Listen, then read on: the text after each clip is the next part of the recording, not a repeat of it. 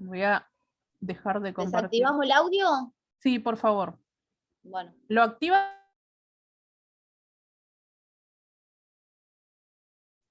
Lo activan si vuelven a necesitar por alguna razón, me quieren hablar. Dale. Bueno, por favor, Rosana, se está escuchando muy fuerte. Tenés que desactivar esa. Vamos a desactivarle el audio a Roxana. Ahí está. Y a Paola también ahora te desactivo. Le desactivo a todos los audios. Ahí está. Bueno, vamos a compartir la pantalla. Bueno, como dije, vamos a empezar con los signos vitales, chicos. Llegó el gran momento. Por favor, los micrófonos. Recién los desactivé y ahora se volvieron a activar. Bueno, les quiero comentar,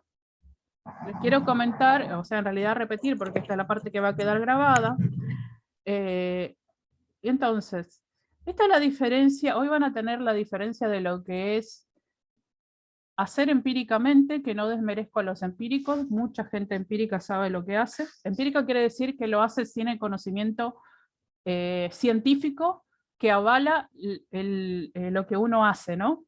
Porque uno hace las cosas a veces viendo, aprende lo que ve, pero no, en realidad no lo sabe hacer, lo hace porque vio nada más. Pero hoy van a aprender la fundamentación científica para todas estas cosas. ¿A qué me refiero con esto? Hoy quiero que, siempre digo que es más difícil aprender para las personas que vienen con algún conocimiento previo, porque tienen todo ese tema de decir, pero a mí me enseñaron así, pero todo el mundo lo hace así a donde yo trabajo, y les cuesta mucho más corregir sus errores. Y ustedes tienen que aprender que si ustedes están estudiando es justamente para corregir esos errores, para adquirir ese conocimiento. Yo también lo pasé porque yo también trabajo desde muy chica, y cuando empecé a estudiar decía, ¿por qué me hacen hacer esto? Nada que ver. Y les comento ahora, a final de la clase de hoy, les voy a explicar, voy a mandarle una tarea. Hoy no les voy a mandar la tarea, les voy a mostrar la tarea que les voy a mandar la semana que viene. Se la voy a mandar cuando dé las 2 clases de signos vitales. La semana que viene voy a dar tensión arterial y frecuencia cardíaca. Ahí recién les voy a dar un trabajo completo sobre signos vitales, así ustedes terminan lo que ya tienen que hacer. Pero hoy les voy a explicar algunas cosas de esta parte. ¿Por qué? Porque, por ejemplo, aunque ustedes no lo crean, cuando van a tomar la temperatura, yo les pedí videos a algunos chicos, ¿no? Porque como no estábamos presencial, cero presencial, entonces yo les pedía videos. Y no, hasta para la temperatura, los errores garrafales que se cometen son increíbles, que es una cosa que uno hasta como mamá lo suele hacer. Sin embargo, hay cosas que uno como profesional tiene que efectuar y tiene que saber para medir la temperatura de manera correcta. A ese punto llega lo que yo les voy a enseñar hoy. Así que yo les pido que ustedes vayan anotando lo que les parece.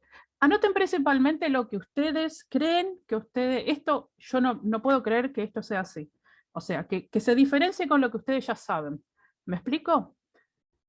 Obviamente que todo lo que yo les voy a decir, algo ya lo saben. Pero anoten lo que ustedes no sabían. Después yo les voy a mandar esta clase, les voy a mandar escrito, así que no se preocupen por eso. Pero eso es lo que me gustaría que anoten hoy. No les voy a mandar fichas, como esto ya terminó, la parte de fichas ya no va a haber más. Después más adelante cuando veamos otro sistema, pero les voy a mandar fichas, pero las fichas se terminaron. Así que de ahora en más vamos a trabajar de otra manera. Bueno, empezamos. Bueno, como dice bien acá, que los signos vitales nos indican la capacidad funcional de una persona. Pregunta de examen.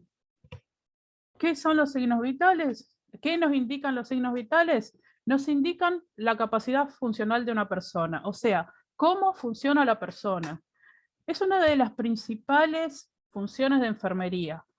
¿Por qué? Porque nosotros somos los que medimos los signos vitales y la mayoría, o sea, todos los demás participantes del equipo multidisciplinario de salud se van a basar en esa medición que nosotros hacemos para poder tratar al paciente.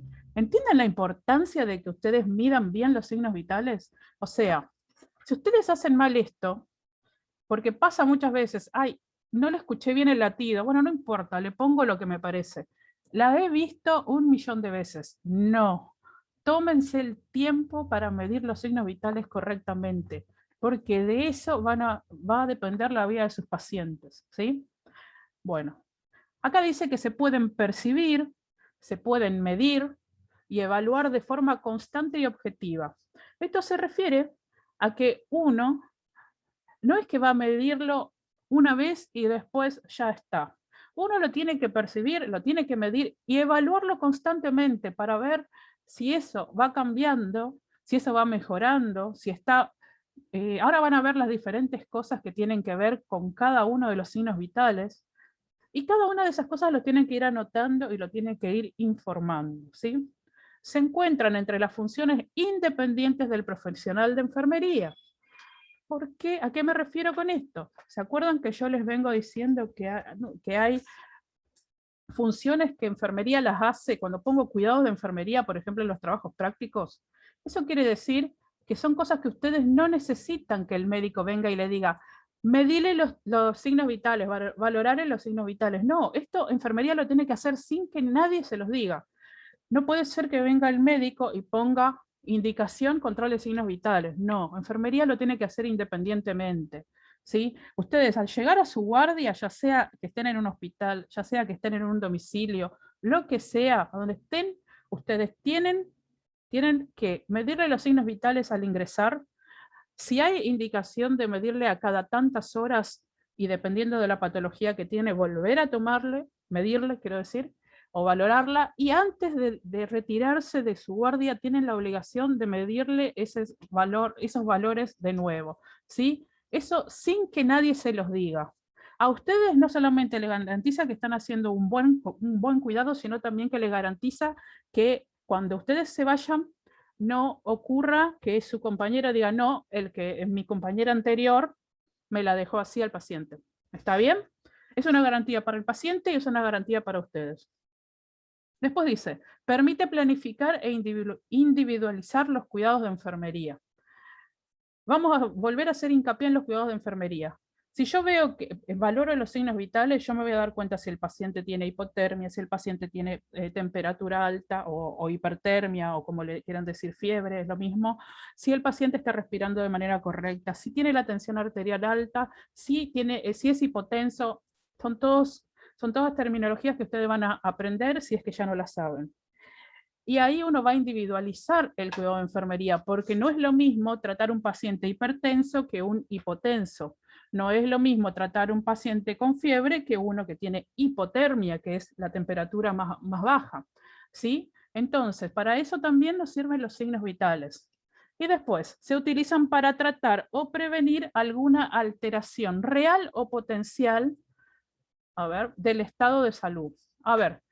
Enfermería no solamente busca lo que ve, lo que está mostrándose ahora, sino que busca también los problemas potenciales. O sea, uno va a medir con los signos vitales el problema que está en este momento y también los potenciales. ¿A qué me refiero? Si el paciente es hipertenso, potencialmente es candidato para un accidente cerebrovascular. Ustedes ahora están haciendo trabajos y se van a dar cuenta que hay una consecuencia.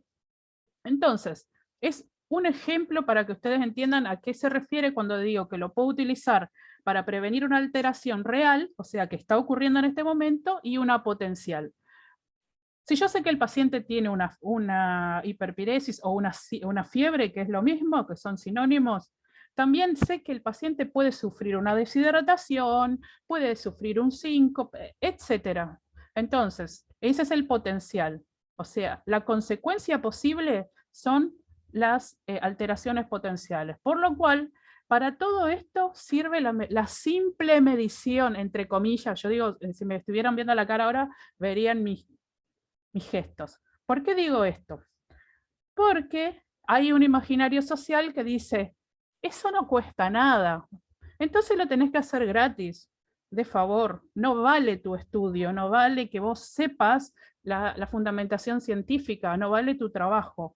Entonces, no pensemos eso, chicas. Empecemos a valorar que ustedes van a ser profesionales y que a ustedes no se les va a pagar por el momento y los 5 minutos que van a utilizar para medir los signos vitales, sino se les va a pagar por el conocimiento que ustedes traen y por lo que significa en la vida de las personas su trabajo, ¿sí? Y siempre hago la misma comparación. Un escribano por una firma te cobra miles de pesos, no le cuesta nada, pero nosotros no le estamos pagando a la firma, le estamos pagando el conocimiento y la licencia que tienen. Entonces ustedes les van a estar pagando sus conocimientos y también la matrícula que van a tener. No desvaloricen. Yo no digo que no lo hagan si no es necesario y si no es un momento de urgencia y si quieren donar su trabajo, pero no desmerezcan a las personas que sí están en este momento utilizando esto como su trabajo, porque es su trabajo. Bueno, entre los signos vitales que vamos a estudiar están la temperatura, el pulso, la respiración y la tensión arterial. Sigamos. ¿Cuándo debemos valorar los signos vitales? De esto también ya les dije algo recién. Acá dice, al momento de la admisión del paciente o usuario, hay muchas maneras de llamar al paciente, paciente, usuario, cliente, sujeto de atención, persona de cuidado, etc.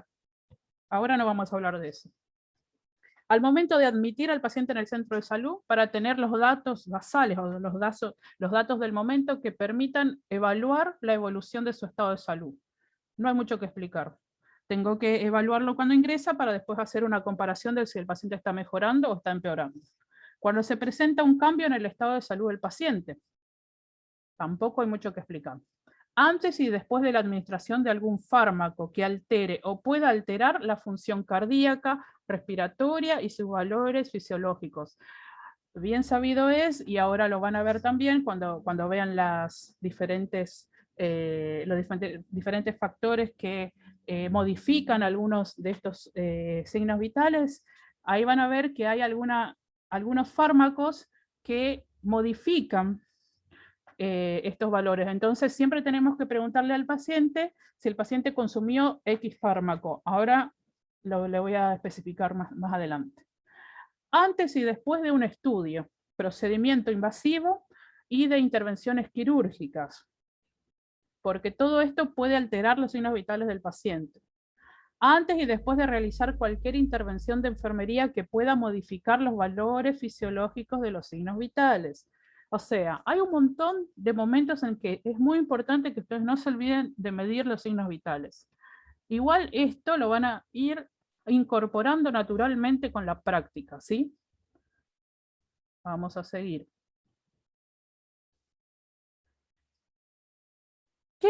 Vamos a empezar con la temperatura, ¿sí?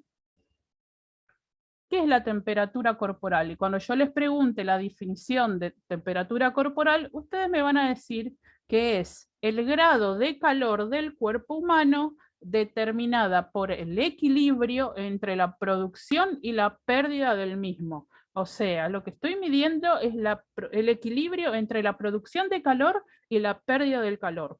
Esa es la definición. Como siempre le digo, alguien en el mundo siempre nos quiso complicar la vida y no podía decir algo simple, entonces inventó todo esto. Entonces, de ahora en más, ustedes saben que la definición de temperatura es la diferencia, o sea, el equilibrio entre la producción y la pérdida del calor. Hay un principio científico de la temperatura que dice que está dado justamente entre el calor que uno produce, o sea, que produce el metabolismo celular, y el metabolismo derivado de la acción y la actividad muscular. Ahora les voy a explicar todo eso, de los alimentos, el oxígeno que actúa como fuente energética. ¿Se acuerdan que yo les dije al comienzo cuando vimos célula, les dije que siempre vamos a seguir viendo célula? Bueno, la famosa mitocondria que produce el calor, que produce la energía, el adenosín trifosfato, yo les pregunté y fue pregunta de examen esa. Y todos aprobaron el examen, así que estoy segura que ustedes saben esto. Bueno, yo les comenté a ustedes que la mitocondria en la célula producía energía, que esa energía se necesitaba para todo el cuerpo, pero estaba principalmente en los músculos, ¿sí? Y estaba en el hígado principalmente, había muchas mitocondrias porque eran los lugares donde se usaba más energía. Porque el calor produce energía. Entonces, ¿de qué manera la mitocondria utilizaba esa energía? metabolizando, o sea, utilizando el oxígeno y la glucosa que venía de los alimentos. Todo esto que parece tan complejo simplemente está explicando eso, que la temperatura se da por el equilibrio entre el calor que se produce en ese metabolismo celular, o sea que la mitocondria va produciendo toda esa energía, la energía es calor, ¿sí? Que se deriva de la actividad del músculo, de los alimentos, o sea, la glucosa y del oxígeno que actúan como fuente de energía. Nuestra fuente de energía principal es la glucosa, derivada de los alimentos, y se utiliza el oxígeno para modificar esa glucosa y transformarla en energía. Esto es un dato de color, ¿sí? La definición es esta de arriba. Bueno, seguimos. Ahora vamos a ver los tipos de energía corporal. No existe un solo tipo de energía corporal. Dependiendo del lugar a donde uno lo vaya a medir, se pueden dividir entre superficial. Voy a bajar esto porque si no se ven nuestras caras y no se ve lo que estoy mostrando. Dice, bueno, puede ser superficial o externa y puede ser interna. A ver, la temperatura que va a medir enfermería es la superficial o externa, porque la interna, ahora les voy a explicar lo que es, se mide con otro tipo de instrumentos invasivos que enfermería no maneja. Eso debe manejarlo, el médico le pone un catéter y se mide la temperatura interna, pero nosotros, si están en terapia intensiva, quizás puedan ver ese tipo de medición de temperatura. Pero por lo general nosotros vamos a medir la superficial, que es la temperatura de la piel, del tejido subcutáneo y la grasa. O sea, es la temperatura que se eleva y se disminuye en respuesta del medio ambiente. Y de un factor interno también puede ser.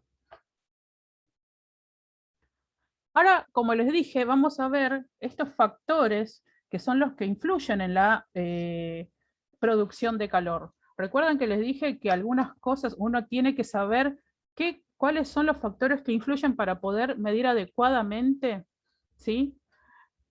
Porque si la persona, yo le voy a medir la temperatura y efectúo alguna de estas cosas que yo les voy a explicar ahora, no va a dar una medición correcta. O tenemos que tener en cuenta eso para ver si la medición es correcta, ¿sí?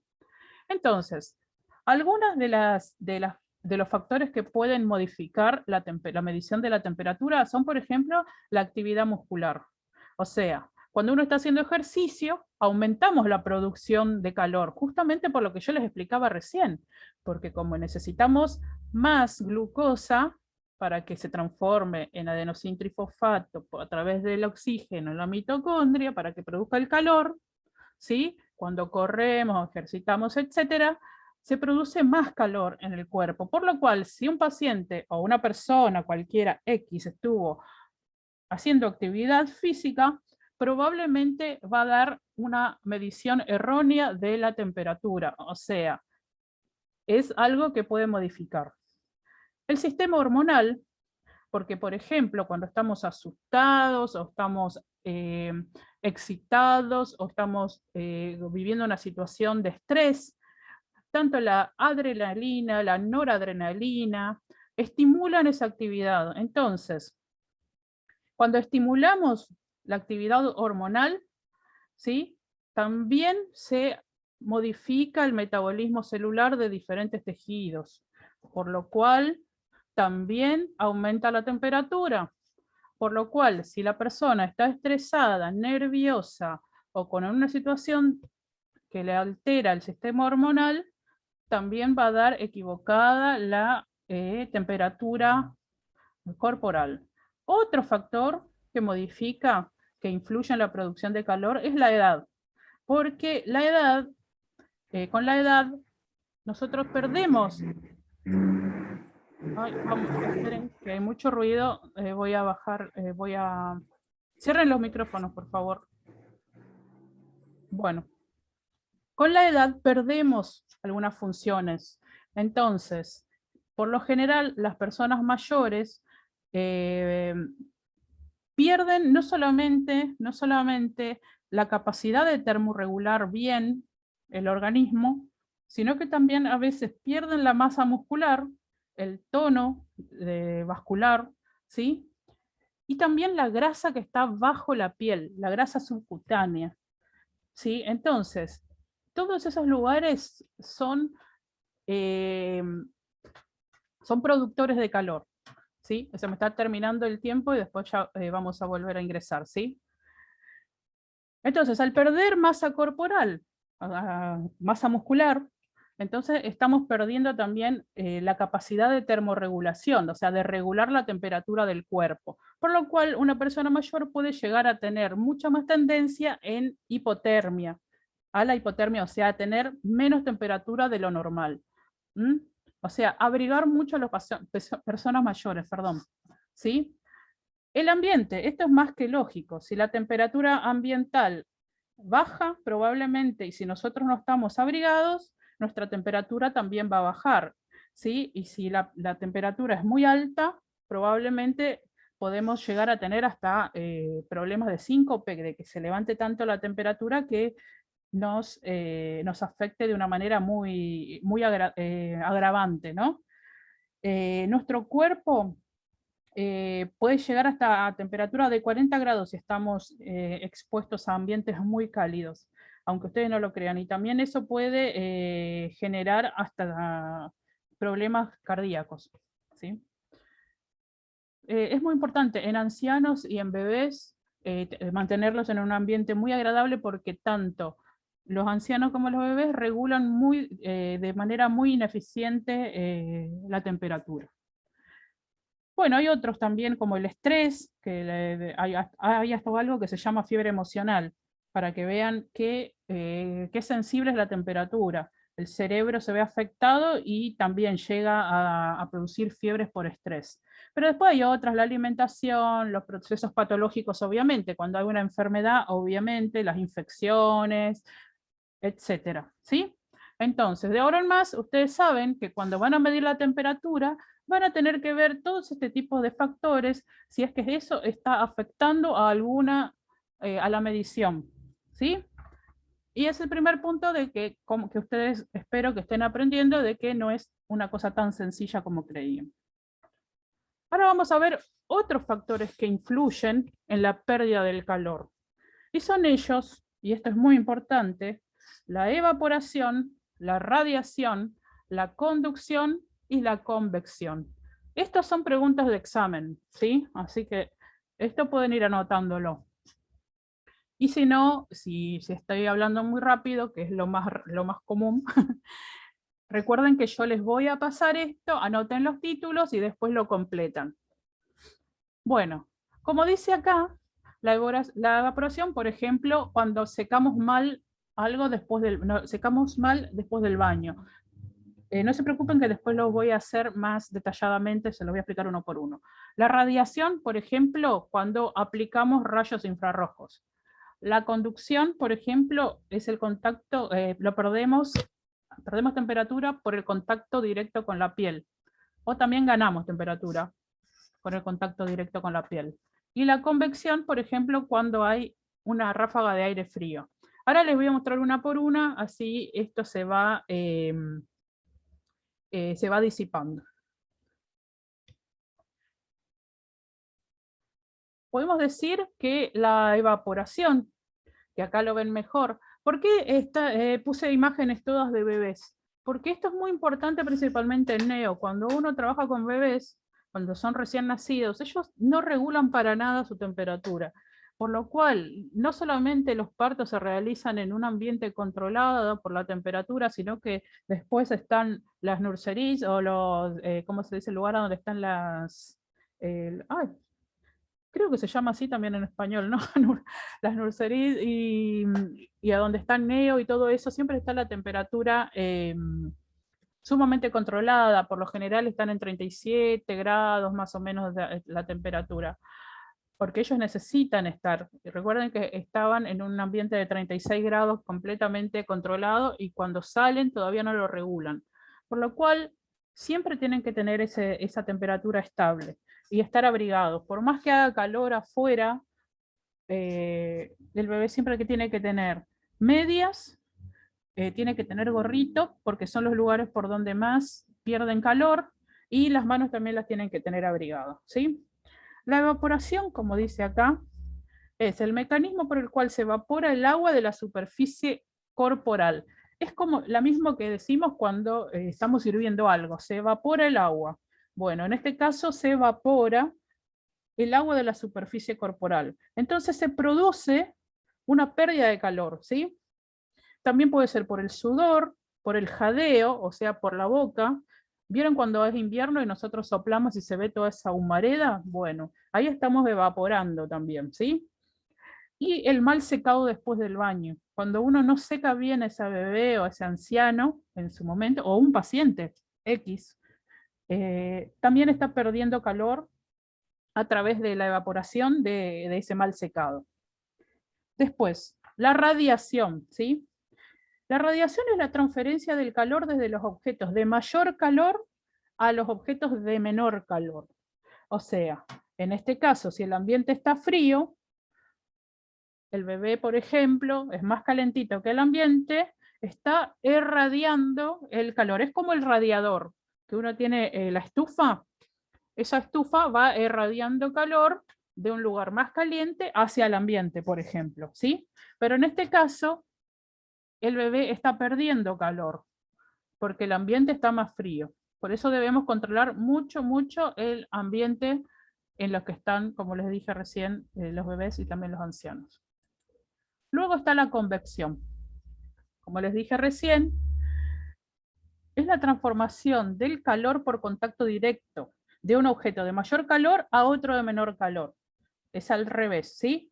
Es cuando hace mucho frío, ¿sí? Y ese frío lo absorbe la persona, ¿sí? Y a su vez va perdiendo ese calor, ¿sí? Por ejemplo, si uno tiene a una persona mayor también o un paciente adulto que lo acaba de bañar y lo tiene sentado en algún lugar, en una silla, desnudo. No, uno tiene que abrigarlo para que no pierda ese calor, si no va a perder, por convección, va a perder ese calor, ¿sí?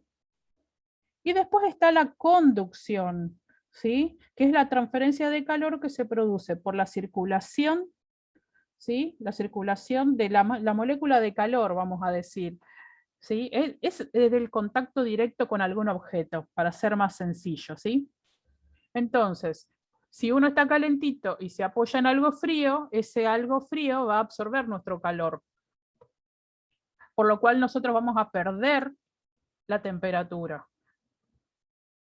Bueno, esos son los 4 factores que influyen en la pérdida de calor. De esa manera se pierde el calor, como dije. Convección, conducción, evaporación y radiación.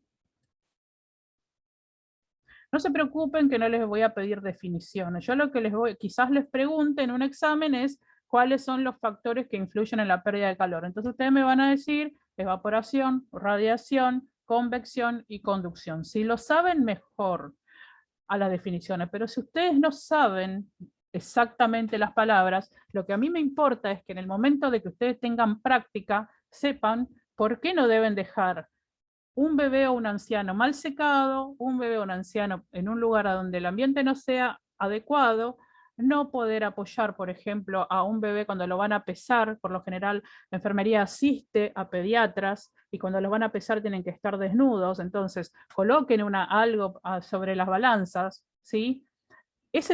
Para esto va a servir esta información que tiene que ver con la temperatura corporal.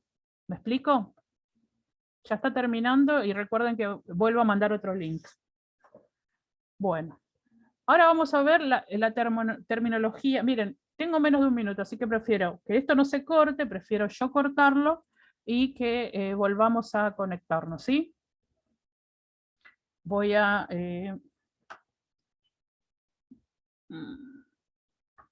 voy a dejar de grabar. Vamos a finalizar, chicas, volvemos a entrar.